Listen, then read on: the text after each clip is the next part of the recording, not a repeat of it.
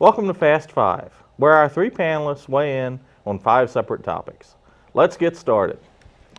Wisconsin cop teaches a speeding student how to tie a necktie.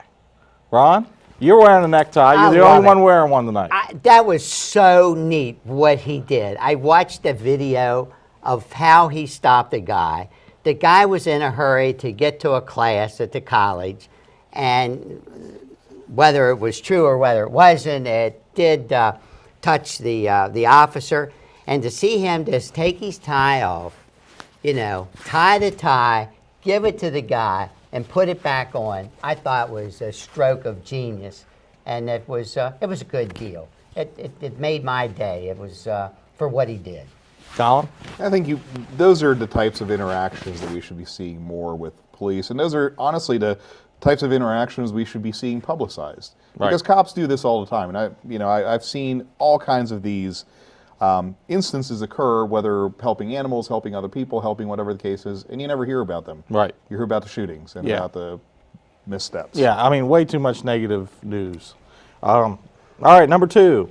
Ikea to settle $50 million lawsuit with 3 families. Now, my understanding on this is in relation to some of their furniture falling over. There were 3 or 4 drawer dressers that were falling over if the children were opening the lower drawers to climb up on them.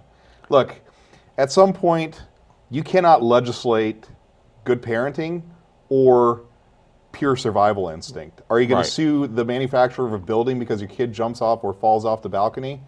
I think it's, to some degree, it's a little, it's a symptom of the fact that we've become a society that expects everything to be 100% safe, and the world isn't. Oh, and those drawers, they had wall anchors included with those, didn't they? That was the key point. Ikea said, in the instructions it says you had a wall anchor. Right. Have you ever seen a chest of drawers with a wall anchor? I never have seen I've that. seen it for bookshelves, but not for chest of drawers. But seldom have I seen furniture, and if you're the prey of the cheap stuff that you get from Target or Walmart, seldom have I seen furniture that's built as well, pre-assemblable furniture that's built as well as IKEA's. Right. You wouldn't think it would fall over. I'd hope not. No, not with a wall anchor. Ivanka Trump harassed on a JetBlue flight. First of all, did you realize that she flies JetBlue? I'm a little surprised by that. Well, she had Secret Service with her. Yeah. Secret Service on a JetBlue flight. Was she flying economy or first class? Does JetBlue have a first class? I don't think they do.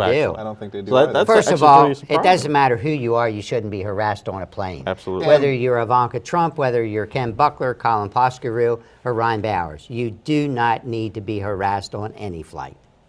And honestly, what the person did and said was so beyond any acceptable reason that, I agree 100%. I think that's just unacceptable. Yeah, it's uncalled for to harass someone on an airplane. I don't care if you like them or not. And they weren't even harassing her over things that she's done. They're harassing her over stuff that her dad has done. So ridiculous. All right, so many puns I can make on this one, it's not funny. Indian Airlines dropping human waste midair.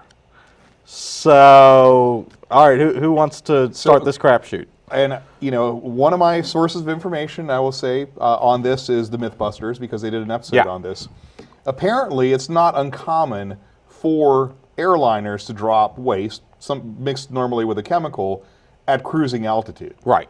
What this tells me, based on what I'm reading here, is that they were dropping probably during approach or departure from the landing strips, because this is the person filing the complaint to India's Green Court is a resident of New Delhi, which I would assume meant that he lived somewhere close to the airport and they were dumping human waste on his house.